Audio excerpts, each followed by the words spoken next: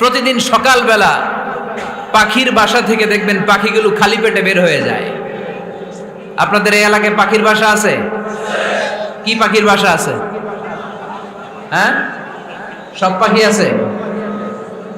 তো সকালবেলা দেখবেন পাখির বাসা থেকে পাখিগুলো খালি পেটে বের হয়ে যায়।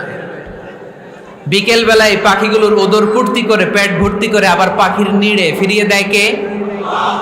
কারণ পাখিগুলো তাওয়াক্কুল করেছে কার উপর? পাখিগুলো তাওয়াক্কুল করে যদি পাখির নিড়েই বসে থাকতো, ওদের পেটে খাবার আসতো? কথা বলেন। বিশ্বনবী এটাই বললেন, তাকদু খিমাসান ওয়া তারুহু বিতানান। তোমরা যদি পাখির মতো তাওয়াক্কুল করো, মানে আল্লাহর উপর তাওয়াক্কুল করে জমিনে বের হয়ে যাও, তোমাদেরও রিজিকের দায়িত্ব নিয়ে নিবে কে? সকালবেলা প্রতিটা পাখি না খেয়ে বের হয়ে যায়। একটা পাখির পেটের ভেতরে কোনো দানা পানি নাই, কিন্তু আল্লাহর উপর তাওয়াক্কুল করে পাখিগুলো যখন বের হয়ে যায়, বিকেল বেলা পেট ভর্তি করে ওদর ভর্তি করে আবার পাখির নিরে পাখিগুলোরে ফিরিয়ে দেয় কে? পাখিগুলো কি আমাদের মতো খাবার জমা করে রাখতে পারে? আমরা তো 7 দিনের বাজার একবারে করে ফ্রিজে রাখি। পাখিদের ফ্রিজ আছে না? আছে। আমাদের অতিরিক্ত টাকা হলে আমরা ব্যাংকে ব্যালেন্স করে রাখতে পারি, অ্যাকাউন্ট করে রাখতে পারি। পাখিরাও তো অ্যাকাউন্ট করে রাখে না? না, প্রতিদিন না খেয়ে বের হয়। কালকে ওই পাখিটা কি খাবে, কোন জায়গা থেকে তার রিজিকের ব্যবস্থা হবে, আল্লাহ ছাড়া কেউ জানে। এটার নাম তাওয়াক্কুল। এটার নাম কি? আমাদের সাধ্যের, আমাদের ক্যাপাসিটি, আমাদের ক্যাপাবিলিটির সবটুকু করে আমরা তাওয়াক্কুল করি একজনের উপর। চিল্লায় বলেন, তিনি কে? এজন্য ইসলাম আমাদেরকে শিখায়, সালাত যখন শেষ বের হয়ে যাও, কাজে নেমে পড়ো। কাজে কোনো লজ্জা নাই, পরিশ্রমে কোনো লজ্জা আছে? যিনি রিক্সা চালায় এতে তার কোনো লজ্জা আছে? দিনমজুর, কুলি, ঠেলা গাড়ি চালায়, ছোট্ট ব্যবসা করে, এতে কোনো লজ্জা আছে? লজ্জা নাই। খেয়াল রাখবেন, লজ্জা হচ্ছে অলসতায়। লজ্জা কিসে? বিষ্ণু ঈসা ইসলাম বলেছেন, মা আকালা আহাদুন তুআমান কাত্তু খায়রুম মিন আইয়াকুলা মিন আমালি ইয়াদি। নিজ হাতে উপার্জিত খাবারের চেয়ে, অর্থের চেয়ে শ্রেষ্ঠ খাবার পৃথিবীর কোনো মানুষ কোনোদিন ভক্ষণ করে নাই। চিল্লায় এখন সুবহানাল্লাহ। শ্রেষ্ঠতম খাবার নিজ হাতে উপার্জিত খাবার। ঘাম জড়িয়ে যে অর্থ উপার্জন করা হয়, যে ইনকাম করা হয়, এটা হালাল। আর হালাল খেয়ে দোয়া করলে কবুল করে কে? এজন্য খেটে খাওয়া মানুষ, শ্রমজীবী মানুষ আর মেহনতি মানুষদেরকে বিশ্বনবী খুব ভালোবাসতেন। তারা বিশ্বনবীর বন্ধু আর বিশ্বনবী ছিল তাদের বন্ধু। সুবহানাল্লাহ পড়েন। এত ভালোবাসতেন বিশ্বনবী খেটে খাওয়ার মেহনতি মানুষদেরকে। সব সময় বিষ্ণু ইসলাম তাদের জন্য দোয়া করতেন। এজন্য যারা খেটে খায় তারা কপালওয়ালা, তারা মুস্তাজাবুদ দাওয়া। তারা কি? মুস্তাজাবুদ দাওয়া মানে এমন ব্যক্তি যে ব্যক্তি দোয়া করতে দেরি হয় কিন্তু দোয়া কবুল হতে দেরি হয় না। আপনারা এখানে ব্যবসা করেন কে কে? দেখি তো, হাত তুলেন তো। ব্যবসা, মাশাআল্লাহ, অনেক ব্যবসায়ী আছে তো দেখি। আচ্ছা, হাত নামান। চাকরি করেন কে কে? চাকরি, চাকরিও তো অনেক করে দেখি, হাত নামান। প্রবাসী, ছুটিতে দেশে আসছেন? হুজুর আমি আছি। কই আপনি? দেখতে আসছেন? মাশাআল্লাহ। কোন দেশে থাকেন? সৌদি আরব। আলহামদুলিল্লাহ। সৌদিতে ভাল লাগে নাকি সৌদি স্বপ্নের দেশ, খাটতে খাটতে জীবন শেষ? ইনশাআল্লাহ। আচ্ছা, ইউনিভার্সিটির স্টুডেন্ট আছো কারা কারা দেখি? মাশাআল্লাহ, হাত নামাও। ক্লাস 5 থেকে ইন্টারমিডিয়েট পর্যন্ত পড়াশোনা করতেছো, অথবা দাখিল আলিম পর্যন্ত, কারা কারা দেখি? মাশাআল্লাহ, হাত নামাও, হাত নামাও। একবারও যারা হাত তোলেন না এবার তারা হাত তোলেন। আন্নারা কি করেন? হ্যাঁ, বেকার।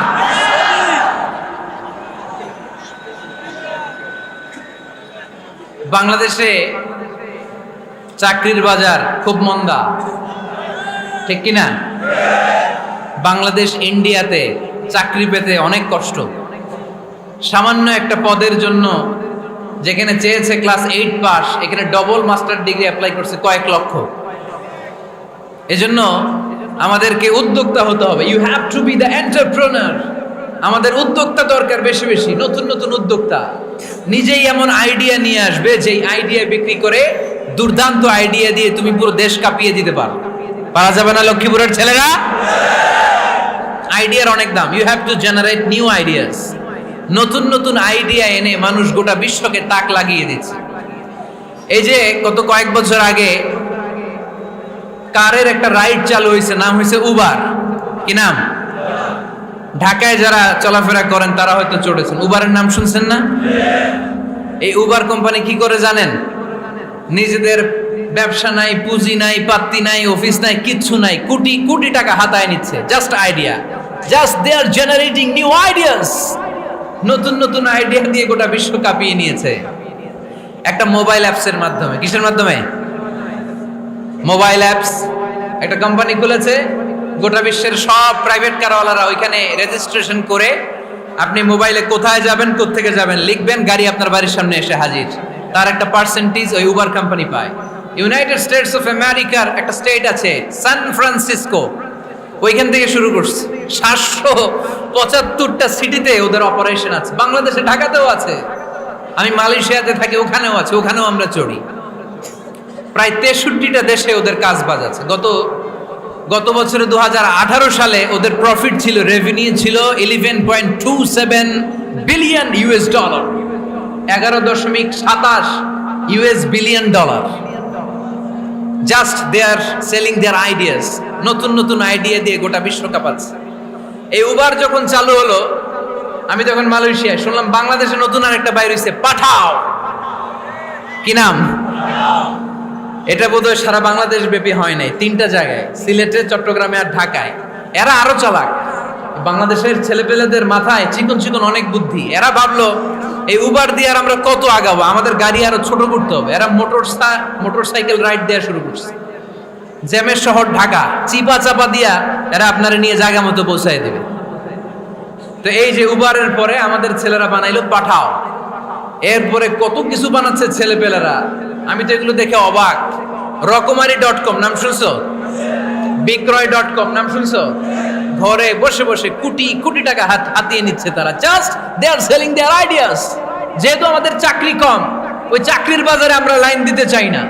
আমাদের মেধাকে খাটিয়ে খাটিয়ে আমরা নতুন তরুণ উদ্যোক্তা বানাতে চাই। চিল্লায় বলো ঠিক কিনা? উদ্যোক্তা যত বাড়বে ততই দেশের কল্যাণ হবে। মানুষ তাদের আইডিয়াকে কাজে লাগিয়ে গোটা বিশ্বকে তাক লাগিয়ে দিচ্ছে। আমরা আমাদের সমতল ভূমিতে চাষ করতে চাই না। মালয়েশিয়াতে একটা এলাকা আছে ক্যামেরুন হাইল্যান্ড, ওরা পাহাড়ের মধ্যে চাষাবাদ করে গোটা মালয়েশিয়ার খাদ্যদ্রব্যের অভাবকে মুক্ত করে দিয়েছে। পাহাড়ের মধ্যে ওখানে ফুলের বাগান, ক্যামেরুন হাইল্যান্ড প্রায় 6000 ফিট উঁচু, প্রচন্ড ঠান্ডা। এই ঠান্ডা পাহাড়ে হিল ট্রাক্স এরিয়াতে মালয়েশিয়ার এই ক্যামেরুন হাইল্যান্ডে ওখানে আছে ফুলের বাগান, আছে ফলের বাগান, আছে চায়ের বাগান, ওখানে মধুর চাষ হয়, ওখানে শাকসবজি চাষ হয়, ওখানে অনেক কিছু চাষাবাদ হয়। ওই ফলমূল শাকসবজি দিয়ে গোটা মালয়েশিয়ার 14টা স্টেটে যত শাক সবজি ফলমূল লাগবে ওরা আঞ্জাম দেয়। আর আমরা আমাদের সমতল ভূমিতে চাষ করতে চাই না। আমরা চাষাবাদকে খুব লজ্জা মনে করি। এটা ভুল আইডিয়া। আমাদের যে এলাকা যেই জিনিসের জন্য বিখ্যাত ওইটাকে আমাদের ব্র্যান্ডিং করতে হবে। লক্ষ্মীপুর কিসের জন্য বিখ্যাত? নারিকেল সুপারি। নারিকেল সুপারি যে পৃথিবীর কত মানুষ, ইন্দোনেশিয়ান লোকেরা মুড়ির মতো খায় নারিকেল আর সুপারি। তো এইটারে আমাদের ব্র্যান্ডিং করতে হবে। যেই দেশে যেটা আছে, যে এলাকা যেই পণ্যের জন্য বিখ্যাত ওইটা আমাদের ব্র্যান্ডিং করতে হবে। আমাদের আদমজির জুট মিল বন্ধ না? ভাওয়ানি জুট মিল বন্ধ। আমাদের পাট শিল্পকে ধ্বংস করে দিয়ে ইন্ডিয়া এখন ওই কটনের পাঞ্জাবি বানায়, জুট কটনের পাঞ্জাবি। আছে না নাই? পুরা বাংলাদেশের মার্কেট এই জুট কটনের পাঞ্জাবি দিয়ে সয়লাভ।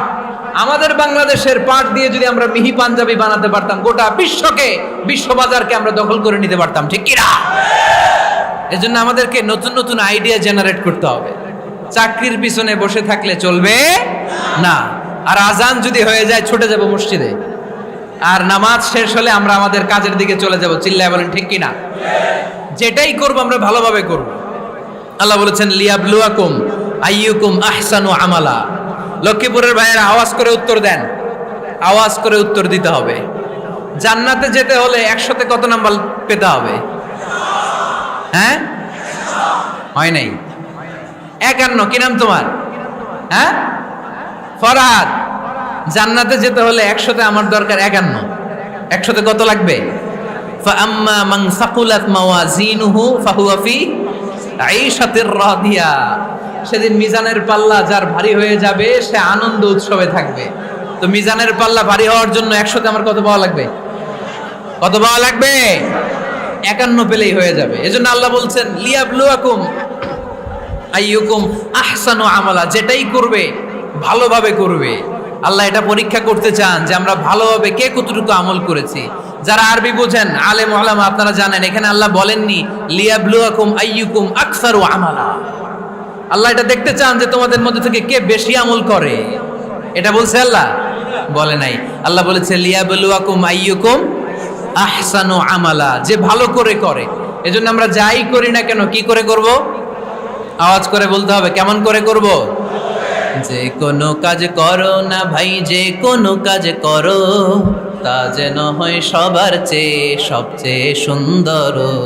পড়েন, যে কোনো কাজ করো না ভাই, যে কোনো কাজ করো তা যেন হয় সবার চেয়ে সবচেয়ে সুন্দর। পড়েন, যে কোনো কাজ করো না ভাই, যে কোনো কাজ করো তা যেন হয় সবার চেয়ে সবচেয়ে সুন্দর। হোক না সেটা পড়া লেখা, রঙের ভাষায় ছবি আঁকা। পড়েন, হোক না সেটা পড়া লেখা, রঙের ভাষায় ছবি আঁকা। হোক না সেটা সামান্য কাজ কিংবা মহত্তর, তা যেন হয় সবার চেয়ে সবচেয়ে সুন্দর। যে কোনো কাজ করো না ভাই, যে কোনো কাজ করো তা যেন হয় সবার চেয়ে সবচেয়ে সুন্দর। চিৎকার করে বলেন ঠিক কিনা? আমরা যেটাই করি না কেন এটা ভালো করে করার দরকার আছে না নাই? এজন্য কাজে আর শ্রমে কোনো লজ্জা নাই। লজ্জা হচ্ছে অলসতায়। লজ্জা কিসে? অলসতায়। বিষ্ণু ঈসা ইসলামের কাছে এক সাহাবী এসে বলল, ইয়া রাসূলুল্লাহ আ'তিনি শাইআন, আপনি আমাকে কিছু দান করেন, আমার কিছুই নাই। বিষ্ণু বললেন, তোমার কিছু নাই? সাহাবী বললেন, ইয়া রাসূলুল্লাহ ঘরে আমার শুধু 2টি জিনিস আছে। কয়টা? চিল্লায় বলেন কয়টা? এক হচ্ছে একটা জামা, 2 হচ্ছে পানি খাওয়ার একটা জগ। বিষ্ণু বললেন, এই 2টাই নিয়ে আস। বিশ্বনবীর কথা শুনে ওই সাহাবী ঘর থেকে জামা নিয়ে আসলেন, পানি খাওয়ার জগ নিয়ে আসলেন। বিশ্বনবী সাল্লাল্লাহু আলাইহি ওয়াসাল্লাম ওনার মোবারক হাত দিয়ে এক হাতে জামা ধরে আরেক হাতে পানির জগটা ধরে সাহাবীদের দিকে উদ্দেশ্য করে বললেন, মাইয়াশতারি হাদাইন, এই 2টা জিনিস কেনার মতো কে কে আছে দেখি। কয়েকজন হাত তুললো। বিশ্বনবী বললেন, কত দিয়ে কিনবা? এক সাহাবী বলে, ইন্নী আশতারিহিমা বিদিরহাম। ও নবী, যদিও এগুলো আমার দরকার নাই, কিন্তু আপনি যেহেতু নিলামে ডাক তুলেছেন, ইয়া রাসূলুল্লাহ ইয়া হাবিবাল্লাহ, আপনার সম্মানে আমি 1 দিরহাম দিয়ে 2টা জিনিস কিনে নেব। 1 দিরহাম, একটা জামা, একটা পানি খাওয়ার জগ, দাম কত? 1 দিরহাম। বিশ্বনবী বললেন, না না, 1 দিরহাম তো অনেক কম হয়ে যায়। মাইয়াজিদু আলা যালিক, এর চেয়ে বেশি দামে কে কিনবা? আরেক সাহাবী হাত তুলে বলতে লাগলো, ইয়া রাসূলুল্লাহ ইয়া হাবিবাল্লাহ ওয়া ইন্নী আশতারিহিমা বিদিরহামাইন, আমি এই জামাটার পানি খাওয়ার জগটা 1 দিরহাম নয় 2 দিরহামের বিনিময়ে কিনতে চাই। বিষ্ণু ঈসা ইসলাম ওই সাহাবাকে দিয়ে দিলেন। দিয়ে 2 দিরহাম নিয়ে যে লোকটা ভিক্ষা করতে এসেছিল তার হাতে 2 দিরহাম দিয়ে বললেন, যাও 1 দিরহাম দিয়ে ঘরে খাবার কিনে দিয়ে আসো, আরেক দিরহাম দিয়ে একটা কুঠার কিনে নিয়ে আসো। শুনতেছেন? কি কিনে নিয়ে আসো? কুঠার দিয়ে কি করে? গাছ কাটে। ওই সাহাবী কুঠার কিনে নিয়ে আসার পরে বিশ্বনবী নিজ হাতে কুঠারের মধ্যে একটা কাঠের হাতল লাগাই দিলেন। আল্লাহু আকবার। হাতল ছাড়া কুঠার ইউজ করা যাবে? বিশ্বনবী নিজ হাতে ওই কুঠারের ভেতরে একটা হাতল লাগাই দিলেন আর বললেন, লা উরিদু আন আরাকা 15 আইয়াম, এই কুঠার নিয়ে জঙ্গলে যাও, গায়ে অনেক শক্তি আছে, কাঠ কাটো, এই কাঠ কেটে বাজারে বিক্রি করো, সামনের 15 দিন যেন আমি আমার চোখের সামনে তোমার না দেখি। বিশ্বনবীর পরামর্শ অনুযায়ী কুঠার নিয়ে ওই সাহাবী জঙ্গলে চলে গেলেন। কাঠ কেটে বাজারে বিক্রি করতে করতে 15 দিন পরে 10 দিরহাম নিয়ে বিশ্বনবীর দরবারে হাজির হয়ে গেলেন। 10 দিরহাম নিয়ে বিশ্বনবীর কাছে হাজির হয়ে গেলেন। সাহাবী এসে বলল, ইয়া রাসূলুল্লাহ, এখন আর আমার ভিক্ষা করা লাগে না, আমার গায়ে অনেক শক্তি আল্লাহ দিয়েছে, আই এম ভেরি এনার্জেটিক। আপনার দেয়া বরকতের কুঠার দিয়ে আমি কাঠ কেটে কেটে স্বাবলম্বী হতে শুরু করেছি। সুবহানাল্লাহ পড়েন। আমি এখন 10 দিরহামের মালিক। বিশ্বনবী বললেন, লা আইয়াহতাতিবা আহাদুকুম হুজমাতান আলা যাহরিহি খায়রুম মিন আইয়াসআলা শাইআন ফায়ু'তিয়াহু আও ইয়ামনাহু। যাদের গায়ে শক্তি আছে তারা ভিক্ষা না করে কাঠ কেটে পিঠে সেই বোঝা নিয়ে বাজারে বিক্রি করা অনেক ভালো। কারণ কারো কাছে যদি তুমি হাত পাতো, সে দিতেও পারে, নাও দিতে পারে। আর কষ্ট করলে কষ্ট কোনোদিন বৃথা যায় না। চিল্লায় বলেন ঠিক কিনা? বিষ্ণু ইসা ইসলামের অনুপ্রেরণায় এই সাহাবা অল্প কিছুদিনের ব্যবধানে স্বাবলম্বী হয়ে গেলেন। What is the moral of the story? বিশ্বনবীর এই প্রফেটিক স্টোরি থেকে আমাদের কি শিক্ষা? লেসন নাম্বার 1, বিশ্বনবী চাইলেই ওই 2 দিরহাম দিয়ে বলতে পারতো, যাও খাবার দাবার কিনে ফ্যামিলিতে দিয়ে আসো। সে ওই 2 দিরহাম নিয়ে খাবার দাবার কিনে ফ্যামিলিকে খাইয়ে রাত্রে আবার ভিক্ষায় নামতো। কথা কন, রাত্রে কি করতো? ভিক্ষায় নামতো। বিষ্ণু ইসা ইসলাম তাকে কাজ করে খাওয়ার জন্য উৎসাহ দিলেন। পাশাপাশি বিষ্ণু ইসা ইসলাম পার্মানেন্ট সলিউশন দিলেন। এজন্য পার্মানেন্ট সলিউশনের ব্যবস্থা করতে হবে। অনেকে আমরা যাকাত দেই, যাকাতের শাড়ি দেই, যাকাতের লুঙ্গি দেই, আছে না নাই? লক্ষ্মীপুরে এরকম দেয় নাকি? কি দেয়? হ্যাঁ, গাড়ি গাড়ি দেয়, শাড়ি না। যাকাতের শাড়ি, যাকাতের লুঙ্গি বলতে কোনো কথা ইসলামে নাই। এগুলো খুব কম দামি শাড়ি, যাদেরকে এগুলো দেয়া হয় তাদেরকে অপমান করা হয়, ঠিক কি না? আল্লাহ বলেছেন, ওয়ালাকাদ কাররামনা বানি আদম, I have dignified the status of the sons of Adam. আমি আদমের সব সন্তানদেরকে সম্মানিত করেছি। সুবহানাল্লাহ পড়েন। আপনাদের চেয়ে সম্মানিত কেউ আছে? মানুষের চেয়ে সম্মানিত গোটা বিশ্বে আর কোনো মাখলুকাত আছে? নাই। এজন্য যাকাতের শাড়ি দেয়া যাবে না, যাকাতের লুঙ্গি দেয়া যাবে না। যাকাতের শাড়ি আপনারা দেখছেন, এটারে একবার ধোয়ার পরে দ্বিতীয়বার পরা যায় না। মশারি কি পাতলা, এর চেয়েও পাতলা। এই জন্য যাকাতের শাড়ি, যাকাতের লুঙ্গি বলতে ইসলামে কোনো পরিভাষা নাই। আপনাকে স্বাবলম্বী করে দেওয়ার চেষ্টা করতে হবে। যারা লক্ষ্মীপুর জেলায় বিজনেস ম্যাগনেট আছেন, তারা একসাথে হয়ে একটা স্ট্রং যাকাত ম্যানেজমেন্ট প্ল্যাটফর্ম করতে পারে, যেখান থেকে আপনারা বিভিন্ন থানায়, বিভিন্ন গ্রামে বাছাই করে করে কিছু ভাইদেরকে যাকাত দিতে পারেন স্বাবলম্বী করার উদ্দেশ্যে। যেই ফ্যামিলিকে আছে, কি নাম এটার? পল্লী উন্নয়ন ক্লাব। মাশাআল্লাহ, যাকাত ফান্ড দিয়ে বিদেশে লোক পাঠায়। এর চেয়ে সুন্দর পদ্ধতিতে যাকাত বিতরণ আর হতে পারে? যেই লোকটাকে, যেই ছেলেটাকে বিদেশে পাঠানো হয়েছে, ওই ফ্যামিলিটা আর কোনোদিন যাকাতের শাড়ি নেওয়ার জন্য লাইনে দাঁড়াবে? যেই ছেলেটাকে ওনারা অস্ট্রেলিয়ান গাভী কিনে দিছে, দুধ বিক্রি করে যেই ফ্যামিলিটা স্বাবলম্বী হতে শুরু করেছে, তারা আর কোনোদিন যাকাতের লাইনে যেয়ে দাঁড়াবে না। এজন্য যাকাত দিতে হবে স্বাবলম্বী করার জন্য। ইসলাম আমাদেরকে এটাই শিখিয়েছে, কাজ করে খেতে হবে। কাজে লজ্জা নেই, লজ্জা হচ্ছে অলসতায়। লজ্জা কিসে? আজকের আলোচনা থেকে এটা মুখস্থ করে নিতে হবে, কাজে লজ্জা নেই। লক্ষ্মীপুরের ইয়াংস্টারেরা শ্রমে লজ্জা নেই, পরিশ্রমে লজ্জা নেই, লজ্জা অলসতায়। লজ্জা কিসে? আরো জোরে। নবীরা কি এমনি এমনি বসে বসে খাইছে? কঠিন পরিস্থিতিতেও নবীরা পরিশ্রম করে উপার্জন করা লেগেছে, ঠিক কিনা? সাইয়েদনা মারিয়াম আলাইহিস সালাম, যার নামে আল্লাহ তাআলা কোরআনে একটা সূরা দিলেন, উনি পৃথিবীতে এমন একজন মহিয়সী নারী, যেই নারীর গর্ভে, যেই নারীর পেটের ভেতরে স্বামীর স্পর্শ ছাড়া সন্তান দিয়েছে কে? সাইয়েদনা ঈসা আলাইহিস সালাম পেটে আসলেন। মারিয়াম আলাইহিস সালাম লজ্জা পেলেন। হায় হায়, কেমন করে এলাকাবাসীদের কাছে আমি আমার মুখ দেখাবো? বিয়ে করি নাই, স্বামী নাই, বিয়ে হয় নাই, স্বামী নাই, কিন্তু পেটে সন্তান চলে এসেছে। হায় হায়, এলাকায় কেমনে মুখ দেখাবো? লজ্জায় পড়ে মারিয়াম আলাইহিস সালাম এলাকা থেকে চলে গেলেন। কি অবাক করে কাণ্ড! বাচ্চা ভূমিষ্ঠ হওয়ার জন্য, বড় হওয়ার জন্য 6 মাস 7 মাস লাগে নাই, পেটে বাচ্চা আসার সাথে সাথে বাচ্চাটারে বড় করে দিয়েছে কে? সাইয়েদাতুনা মারিয়াম আলাইহিস সালাম এবার বসে পড়লেন, বুঝতে আরম্ভ করলেন প্রেগন্যান্সির পেইন উঠেছে, হঠাৎ করে পেট থেকে বাচ্চা ভূমিষ্ঠ হয়ে যাওয়ার পরে উনি কাঁপতে আরম্ভ করলেন, ক্ষুধার চোটে, খাবার কিছু নাই, সামনে ঝর্ণা, উপরে একটা খেজুর গাছ। সাইয়েদনা ঈসা আলাইহিস সালামকে কোলে নিয়ে মারিয়াম আলাইহিস সালাম মনে মনে ভাবে, হায় রে, কেউ যদি একটু খেজুর পেড়ে দিত, এই ক্ষুধার মুহূর্তে আমি খেজুর খেয়ে পেটের ক্ষুধা নিবারণ করতাম।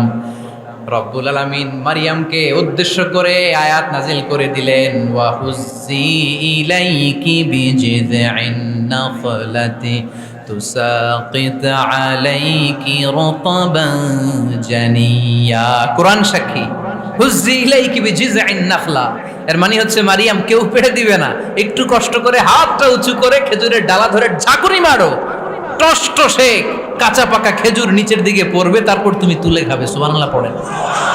আল্লাহ চাইলে অটোমেটিক্যালি কারামাত হিসেবে খেজুরগুলো নিচে ফেলতে পারতেন না?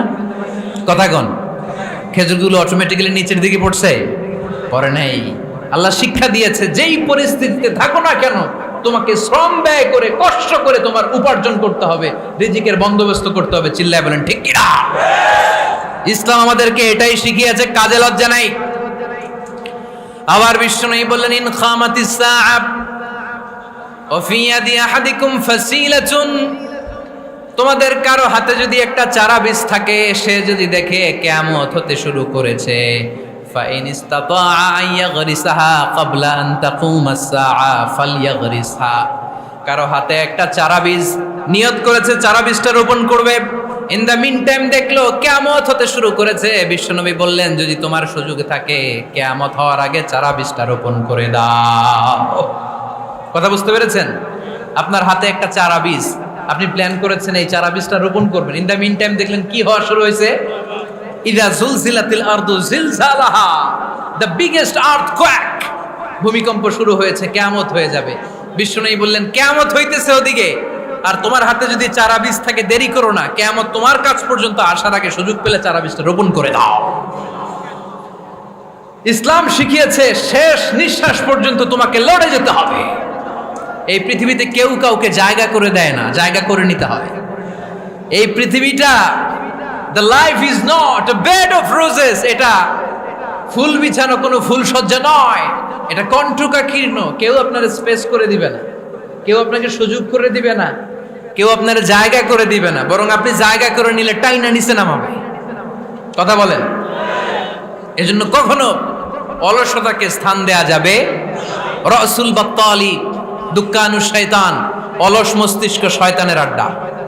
অলস যদি কেউ থাকে, এটারে টেনে বেঁধে কাজে নামাবেন, পারা যাবে? আলহামদুলিল্লাহ, লক্ষ্মীপুরে এরকম অলস ছেলে পেলে নাই।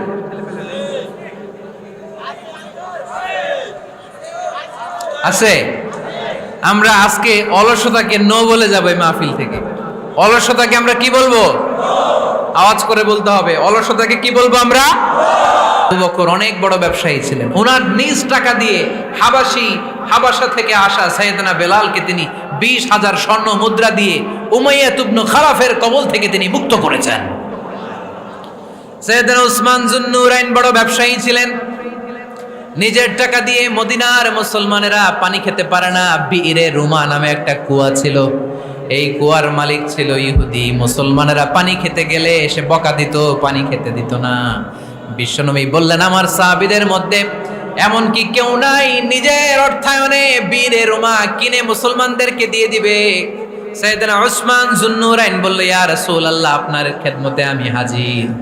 মুহূর্তের মধ্যে সাইয়েদনা উসমান যুন্নুরাইন নিজের অর্থায়নে বীরে রুমাটা কিনে মুসলমানদের জন্য সদকা করে দিয়েছে। তো ব্যবসা না করলে, কর্মঠ না হলে, উপার্জন না হলে সদকা করা যাবে? চিল্লায় বলেন, করা যাবে? সুনানে তিরমিজির বর্ণনা, বিষ্ণু ঈসা ইসলাম মক্কা থেকে যত সাহাবারা হিজরত করে মদিনায় এসেছে, মদিনাতে কোনো না কোনো সাহাবার সাথে বিশ্বনবী ভ্রাতৃত্বের বন্ধনে আবদ্ধ করে দিয়েছে। সুবহানাল্লাহ পড়েন। এজন্য মক্কা থেকে যারা এসেছে এদেরকে বলে মুহাজির, এদেরকে কি বলে? আর মদিনায় যারা ছিল এদেরকে বলে আনসার, এদেরকে কি বলে? আওয়াজ করে উত্তরে দিবেন। মক্কা থেকে যারা এসেছে তাদের নাম মুহাজির, আর যারা মদিনার সাহাবী তাদের নাম আনসার। আজকে এই মাহফিলে লক্ষ্মীপুর এর বাইরে থেকে কারা কারা আসছেন দেখি?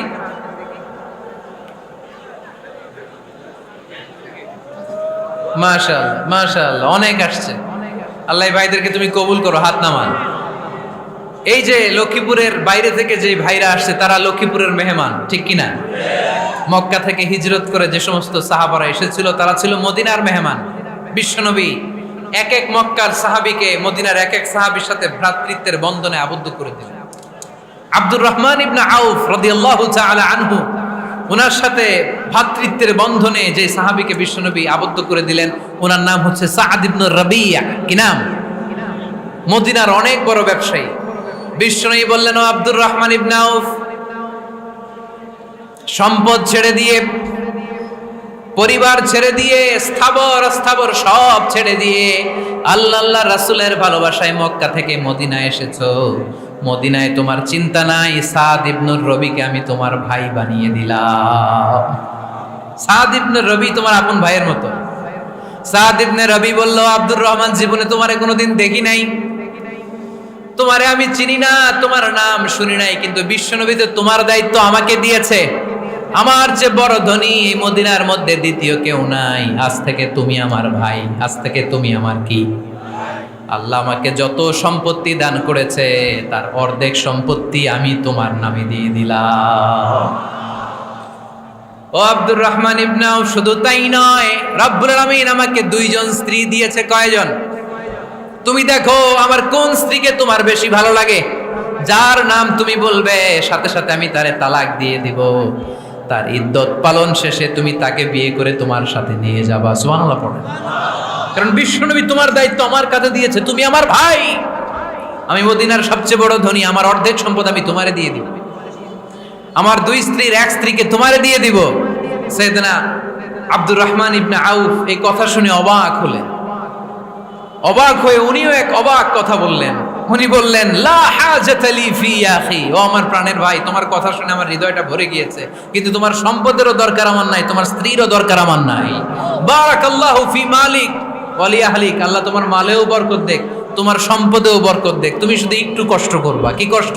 দুল্লানি আলা সুক, show me the way to the market. তুমি মদিনায় কোনো মার্কেট আছে কিনা, শপিং মল আছে কিনা, ব্যবসা প্রতিষ্ঠান আছে কিনা আমারে দেখায় দাও। সুবহানাল্লাহ পড়ে। আমরা হইলে কি করতাম? লক্ষ্মীপুরে যারা আসছে এদের একজনকে যদি বলা হয়, ভাই আপনি এখন থেকে লক্ষ্মীপুরের ভাই, আমার অর্ধেক সম্পদ আপনারে দিয়ে দেব, কি করবে? পায়ের উপর পা তুলে খাবে আর বলবে, কি আনন্দ আকাশে বাতাসে, ঠিক কিনা? এরপর যদি বলি, ভাই আমার দুই বউ যেটারে সুন্দর লাগে বলেন তালাক দিয়ে দেই, নিয়ে যান, কি বলবে? কি আনন্দ আকাশে বাতাস।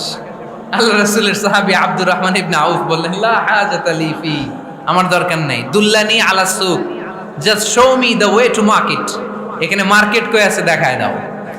অবাক হয়ে গেলেন সাদ বিন রবি, বললেন, ও আব্দুর রহমান ইবনে আউফ, ঠিক আছে, তুমি যদি নিতে না চাও তোমারে আমি জোর জবরদস্তি করব না। শুনে রাখো, মদিনাতে ইহুদিদের কয়নুকার একটা বাজার আছে। এই কথা বলার সাথে সাথে আব্দুর রহমান ইবনে আউফ চলে গেলেন। এর পরের দিন অল্প কিছু পনির আর ঘি দিয়ে ব্যবসা শুরু করলেন। পনির আর ঘিয়ের ব্যবসা করতে করতে করতে করতে ব্যবসায় তিনি এত লাভ করলেন, উনি বললেন, আমি যদি কখনো মদিনার বালুর মধ্যে হাত দিতাম ওই বালুটারও সোনা বানায় দিত কে? দুল্লানি আলা সুক।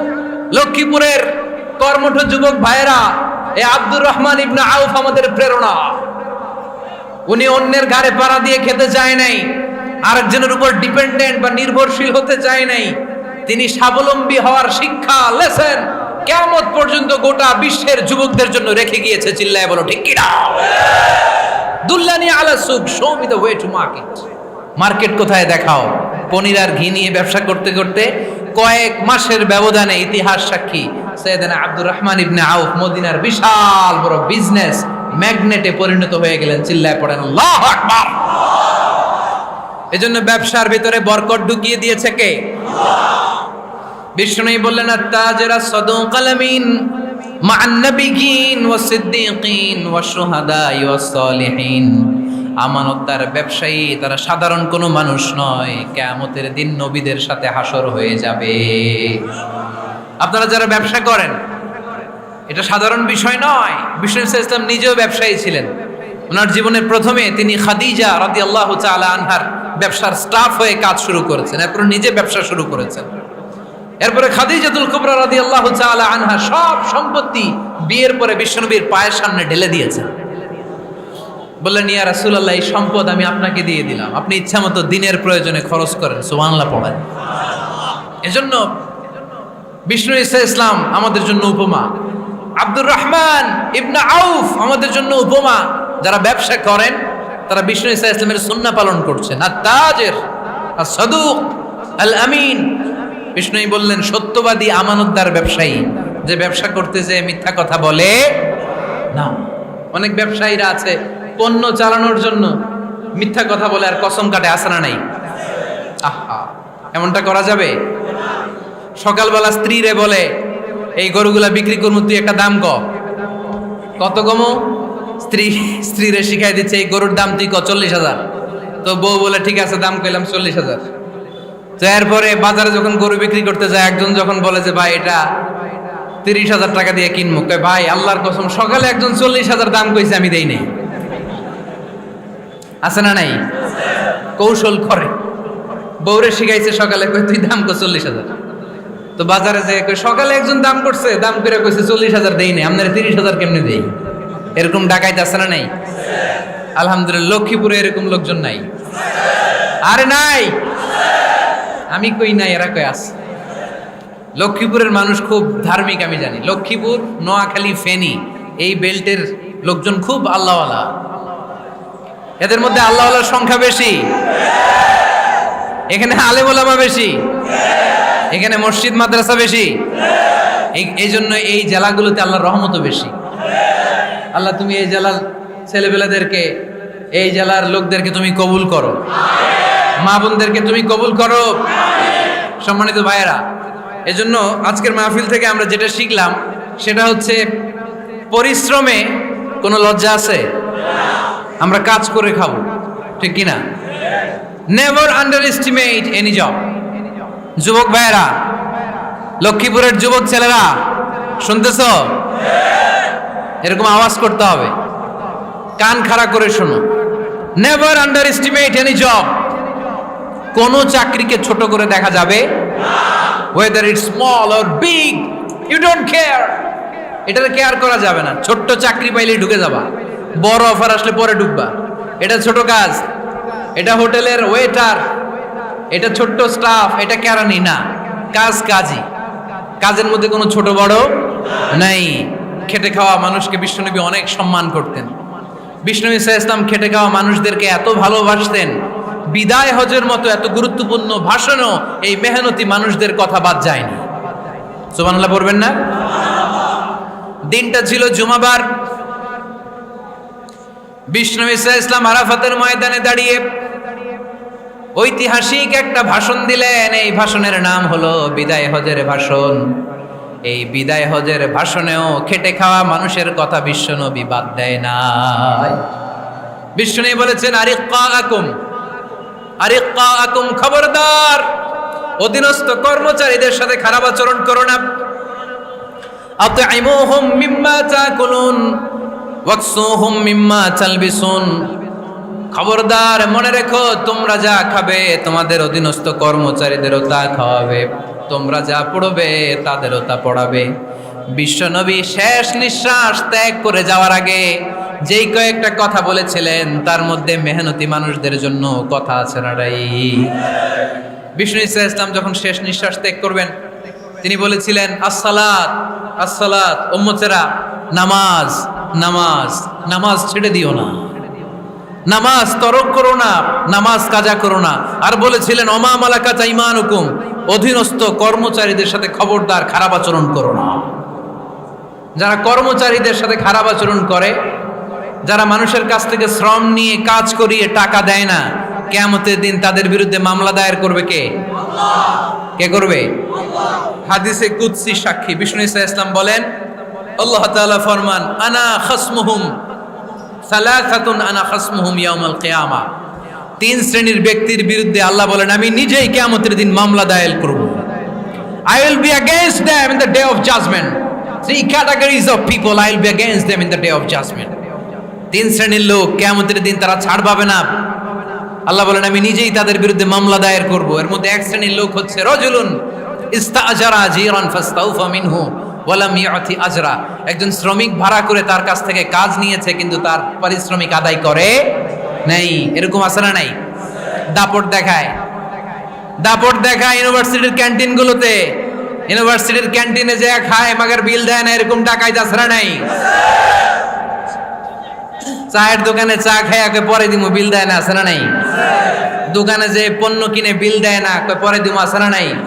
কিয়ামতের দিন আল্লাহ তোর এই মাস্তানি ছুটাবে, চিল্লা এখন ঠিক কিনা? আনা খাসমুহুম, আমি নিজেই তাদের বিরুদ্ধে মামলা দায়ের করব। কথাটা কার? এজন্য বিশ্বনবী বললেন, খবরদার, মেহনতি মানুষ, খেটে খাওয়া মানুষ, এদের দোয়া কবুল হয়ে যায়। আতুল আজিরা আজরাহু ক্বাবলা আন ইয়াজিফা আরাকুহু, খবরদার, বিশ্বনবী বললেন, শ্রমিকের ঘাম শুকিয়ে যাওয়ার আগে তাদের পারিশ্রমিক মিটিয়ে দাও।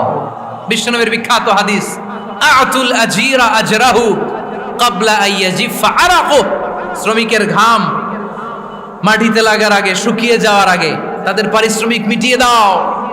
কেননা তারা যদি বদদোয়া করে তোমার জীবনকে জাহান্নাম বানিয়ে দিবে কে? বিষ্ণু ইসলাম সব সময় খেটে খাওয়া মানুষদেরকে আগলে রাখতেন।